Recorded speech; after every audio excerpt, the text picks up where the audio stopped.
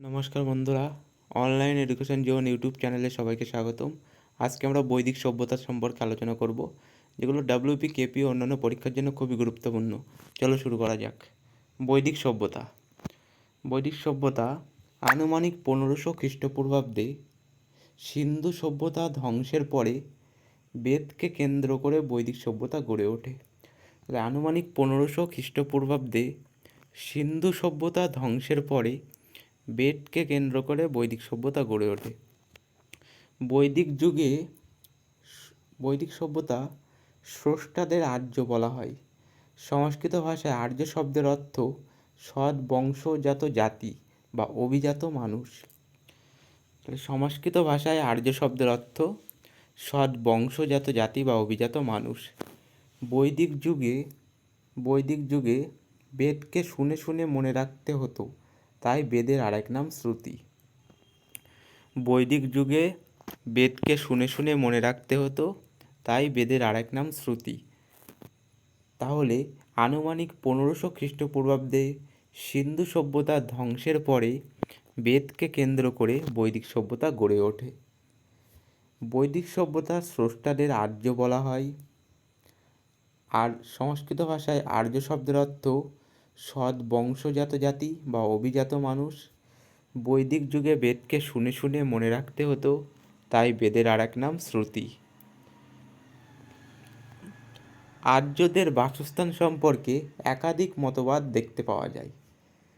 স্বামী দয়ানন্দ সরস্বতী মনে করেন এরা তিব্বত থেকে এসেছে, তিব্বত থিওরি। স্যার উইলিয়াম জোন্স মনে করেন এরা ইউরোপ থেকে এসেছে, ইউরোপিয়ান থিওরি। বাল গঙ্গাধর তিলক মনে করেন এরা উত্তর মেরু থেকে এসেছে, উত্তর মেরু থিওরি। ম্যাক্স মুলার মনে করেন এরা সেন্ট্রাল এশিয়া থেকে এসেছে, সেন্ট্রাল এশিয়ান থিওরি। তাহলে আর্যদের বাসস্থান সম্পর্কে একাধিক মতবাদ দেখতে পাওয়া যায়।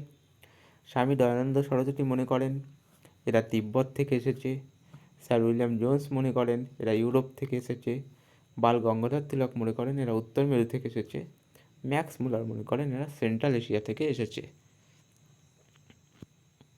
বৈদিক যুগকে দুই ভাগে ভাগ করা হয়।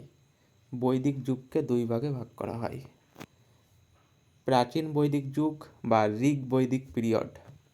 প্রাচীন বৈদিক যুগ 1500 থেকে 1000 খ্রিস্টপূর্বাব্দ। পরবর্তী বৈদিক যুগ 1000 থেকে 600 খ্রিস্টপূর্বাব্দ।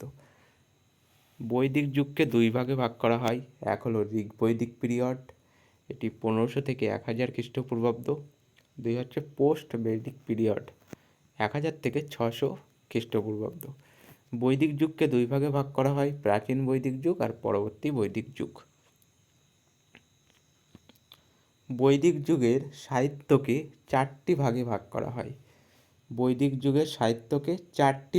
করা হয়। ঋগ্বেদ, সামবেদ, যজুর্বেদ, অথর্ববেদ। বৈদিক যুগের সাহিত্যকে চারটি ভাগে ভাগ করা হয়।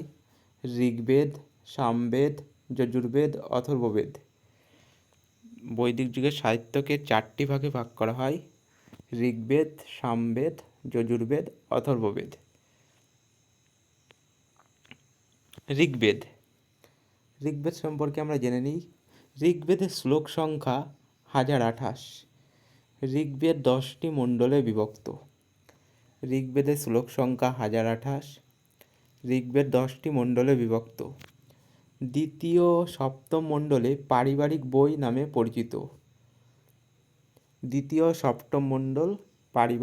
নামে পরিচিত।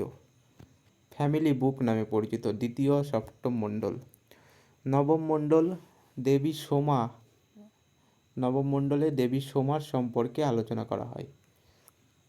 দশম মণ্ডলে সমাজের চতুর্বর্ণ প্রথা আলোচনা করা হয়। দশম মণ্ডলে 10 রাজার যুদ্ধ সম্পর্কে আলোচনা করা হয়। ঋগ্বেদের তৃতীয় মণ্ডলে গায়ত্রী মন্ত্র সাবিত্রীকে উদ্দেশ্য করে গাওয়া হয়েছিল। ঋগ্বেদের তৃতীয় মণ্ডলের গায়ত্রী মন্ত্র সাবিত্রীকে উদ্দেশ্য করে গাওয়া হয়েছিল। ঋগ্বেদের শ্লোক সংখ্যা 1028। ঋগ্বেদ 10টি মণ্ডলে বিভক্ত। দ্বিতীয় সপ্তম মণ্ডল পারিবারিক বই বা ফ্যামিলি বুক নামে পরিচিত। নবম মণ্ডলে দেবী সোমার সম্পর্কে জানা যায়। দশম মণ্ডলে সমাজের চতুর্বর্ণ প্রথা সম্পর্কে আলোচনা করা হয়। দশম মণ্ডলে 10 রাজার যুদ্ধ সম্পর্কে জানা যায়। ঋগ্বেদের তৃতীয় মণ্ডলে গায়ত্রী মন্ত্র সাবিত্রীকে উদ্দেশ্য করে গাওয়া হয়েছিল। ঋগ্বেদের তৃতীয় মণ্ডলে গায়ত্রী মন্ত্র সাবিত্রীকে উদ্দেশ্য করে গাওয়া হয়েছিল। সামবেদ। সামবেদ ভারতীয় শাস্ত্রীয় সঙ্গীতের উৎস হলো সামবেদ। সামবেদে 1810টি গান আছে। ভারতীয় শাস্ত্রীয় সঙ্গীতের উৎস হলো সামবেদ। সামবেদে 1810টি গান আছে। সামবেদের উপবেদ হলো গন্ধর্ব বেদ। ভারতীয় শাস্ত্রীয় সঙ্গীতের উৎস হলো সামবেদ। সামবেদে 1810টি গান আছে। সামবেদের উপবেদ হলো গন্ধর্ব বেদ। যজুর্বেদ। যজুর্বেদ যাগযজ্ঞ ও হোম যজুর্বেদ থেকে জানা যায়। যাগযজ্ঞ ও হোম যজুর্বেদ থেকে জানা যায়। যজুর্বেদের দুটি অংশ আছে, এক হচ্ছে কৃষ্ণ যজুর্বেদ, দুই শুক্ল যজুর্বেদ। যজুর্বেদ থেকে আমরা জানতে পারি যাগযজ্ঞ হোম যজুর্বেদ থেকে জানা যায়। যজুর্বেদের দুটি অংশ ছিল, কৃষ্ণ যজুর্বেদ আর শুক্ল যজুর্বেদ। অথর্ববেদ।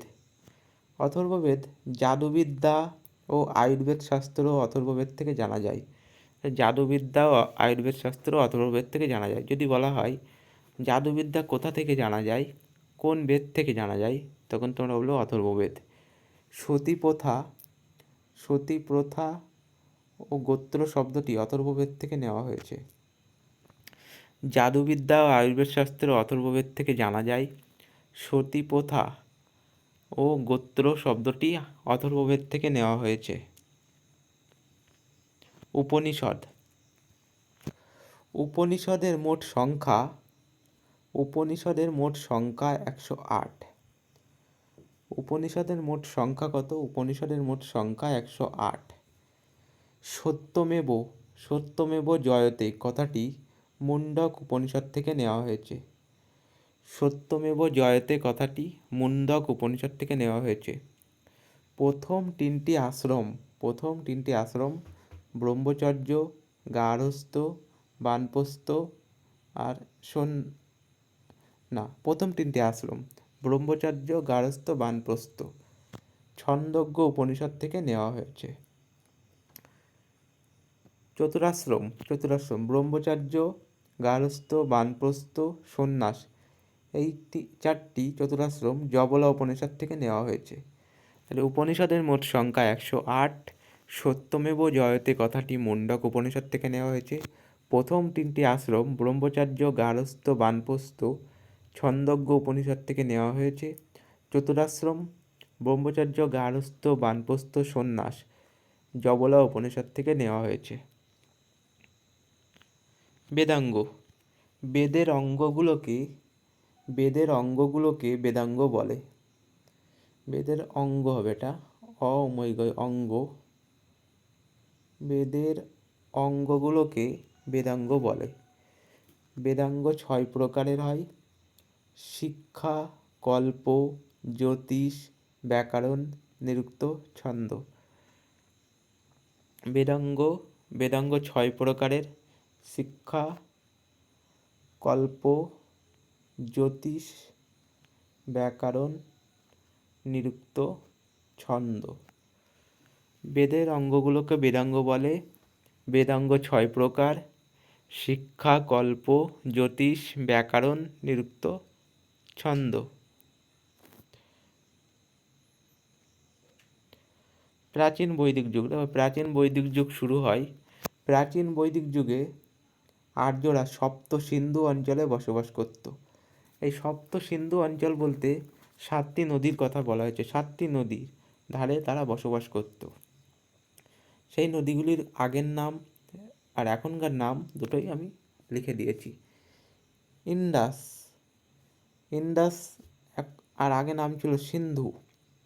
যখন আর্যরা বসবাস করতো তখন এই নদীর নাম ছিল সিন্ধু, ওল্ড নেম। ঝিলামের নাম ছিল আগে ভিতাস্তা। চেনাবের নাম ছিল আস্কিনি। ভেরি ভেরি ইম্পর্টেন্ট এটা, আস্কিনি।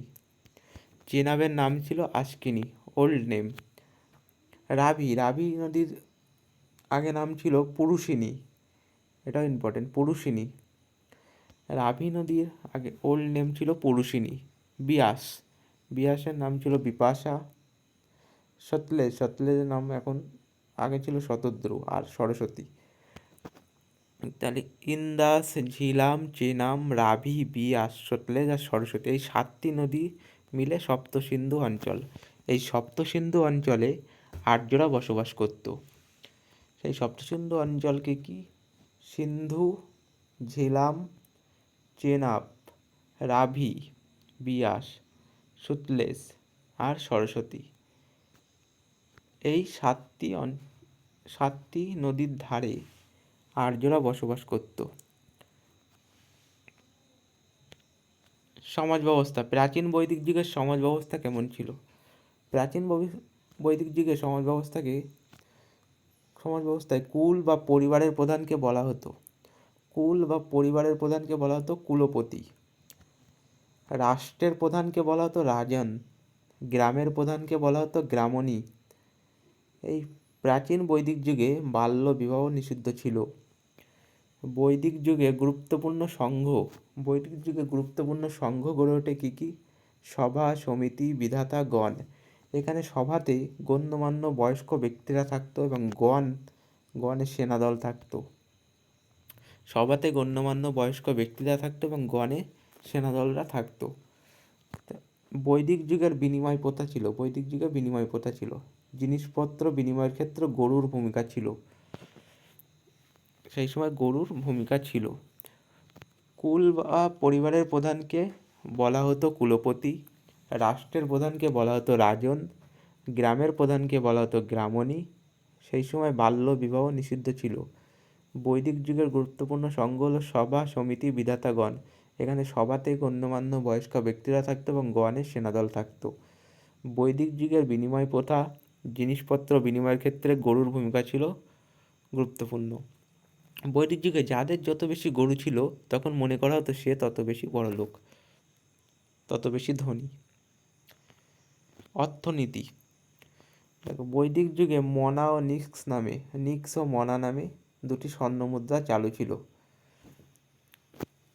রাজা প্রজাদের থেকে যে কর নিত তাকে বলা হতো বলি।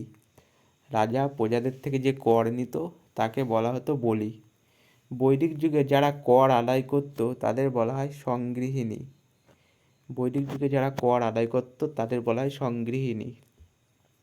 বৈদিক যুগে চাষবাস ও পশুপালন করা হতো। বৈদিক যুগে নিক্স ও মনা নামে দুটি স্বর্ণমুদ্রা চালু ছিল। রাজা প্রজাদের কাছ থেকে যে কর নিত তাকে বলা হতো বলি। বৈদিক যুগে যারা কর আদায় করত তাদের বলা হয় সংগৃহীনী। বৈদিক যুগে চাষবাস ও পশুপালন করা হতো। ধর্ম, দেখো প্রাচীন বৈদিক যুগে প্রধান দেবতা ছিল ইন্দ্রদেব। এছাড়াও অগ্নি, সোমা, বরুণ, সাবিত্রী প্রভৃতি দেবদেবীর উল্লেখ পাওয়া যায়। বৈদিক যুগে দেবতা ইন্দ্রের নামে প্রায় 250টি শ্লোক আছে। বৈদিক যুগের প্রধান দেবতা ছিল ইন্দ্র। এছাড়াও অগ্নি, সোমা, বরুণ, সাবিত্রী প্রভৃতি দেবদেবীর উল্লেখ পাওয়া যায়। বৈদিক যুগে দেবতা ইন্দ্রের নামে 250টি শ্লোক ছিল। পরবর্তী বৈদিক যুগে মহিলারা তাদের গুরুত্ব হারিয়েছিল। পরবর্তী বৈদিক যুগে ধান, যব, বার্লি চাষ করা হতো। পরবর্তী বৈদিক যুগে চাষবাসের পাশাপাশি পশুপালনও করা হতো। গরু, ভেড়া, ছাগল ইত্যাদি পশু পোষা হতো। তাহলে আমরা দেখলাম যে প্রাচীন বৈদিক যুগে মহিলাদের গুরুত্ব দেওয়া হতো, কিন্তু পরবর্তী বৈদিক যুগে মহিলারা তাদের গুরুত্ব হারিয়েছিল। পরবর্তী বৈদিক যুগে ধান, যব, বার্লি এসব চাষ করা হতো। পরবর্তী বৈদিক যুগে চাষবাসের পাশাপাশি পশুপালনও করা হতো। গরু, ভেড়া, ছাগল ইত্যাদি পোষা হতো। পরবর্তী বৈদিক যুগের সমাজ ব্যবস্থায় পরিবর্তন আসে। পরবর্তী বৈদিক যুগে সমাজ ব্যবস্থাকে 4টি ভাগে ভাগ করা হয়: ব্রাহ্মণ, ক্ষত্রিয়, বৈশ্য আর শূদ্র। দেখো, সবার ওপরে ছিল, ছবিতে দেখো, পাশের ছবিতে সবার ওপরে ছিল ব্রাহ্মণ, যাদের কাজ ছিল পুজো করা, পূজা পার্বণ করতো। তারপরে নিচে ছিল ক্ষত্রিয়, ব্রাহ্মণদের নিচে ছিল ক্ষত্রিয়, যারা যুদ্ধ করতো, যুদ্ধ সৈনিকের কাজ করতো যারা। আর তারপরে ক্ষত্রিয়দের নিচে ছিল বৈশ্য,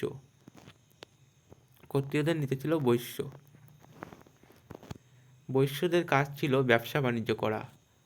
আর সবার লাস্ট ছিল শূদ্রদের কাজ ছিল এই উপরের 3 বর্ণের মানুষ, 1 2 3 উপরের 3 বর্ণের মানুষের সেবা করা। তাই ব্রাহ্মণদের কাজ ছিল পূজা পার্বণ করা, ক্ষত্রিয়দের কাজ ছিল যুদ্ধ ও সৈনিকের কাজ করা, বৈশ্যরা ব্যবসা বাণিজ্য করত, আর শূদ্র ওপরের 3 বর্ণের মানুষের সেবা করত।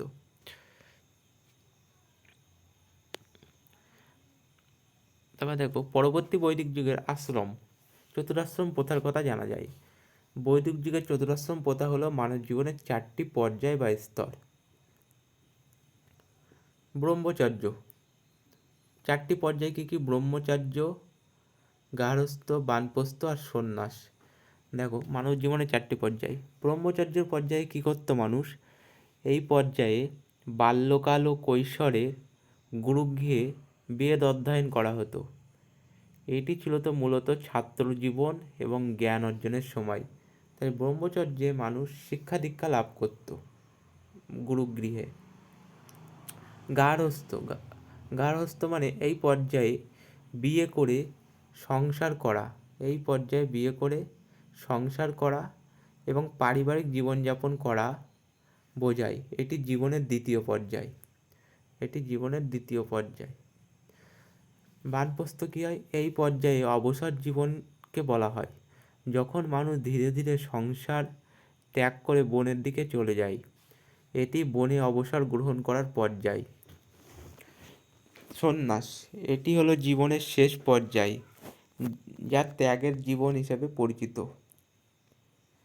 এই পর্যায়ে মানুষ সব কিছু ত্যাগ করে আধ্যাত্মিক জীবনে মনোনিবেশ করে। তাই বৈদিক যুগে 4টি আশ্রম কি? ব্রহ্মচর্য, গার্হস্থ্য, বানপ্রস্থ, সন্ন্যাস। ব্রহ্মচর্যে কী হয়? এই পর্যায়ে বাল্যকালে ও কৈশোরে গুরুগৃহে বেদ অধ্যয়ন করা হয়। এটি ছিল মূলত ছাত্র জীবন এবং জ্ঞান অর্জনের সময়। গার্হস্থ্য, এই পর্যায়ে বিয়ে করে সংসার করা হয় এবং জীবনের পারিবারিক জীবনযাপন করা বোঝায়। এই জীবনের দ্বিতীয় পর্যায় এটি। বানপ্রস্থ, এই পর্যায়কে অবসর জীবন বলা হয়, যখন মানুষ ধীরে ধীরে সংসার ত্যাগ করে বনের দিকে চলে যায়। এটি অবসর গ্রহণ করার পর্যায়। সন্ন্যাস, এটি হলো জীবনের শেষ পর্যায়, যা ত্যাগের জীবন হিসেবে পরিচিত। এই পর্যায়ে মানুষ সব কিছু ত্যাগ করে আধ্যাত্মিক জীবনে মনোনিবেশ করে। তো বন্ধুরা, এই ছিল আজকে বৈদিক যুগ সম্পর্কে। তোমাদের কেমন লাগলো ভিডিওটি অবশ্যই কমেন্ট করে জানিও। ভিডিওটা ভালো লাগলে একটা লাইক করে দিও, চ্যানেলটিকে সাবস্ক্রাইব করে দিও। তোমরা পাশে থাকলে আমি আরও অনেক ভিডিও বানাতে পারবো। এভাবে তোমরা আমাকে সাহায্য করো, তাহলে আমি চ্যানেলটাকে আরও বড় করে তুলতে পারবো।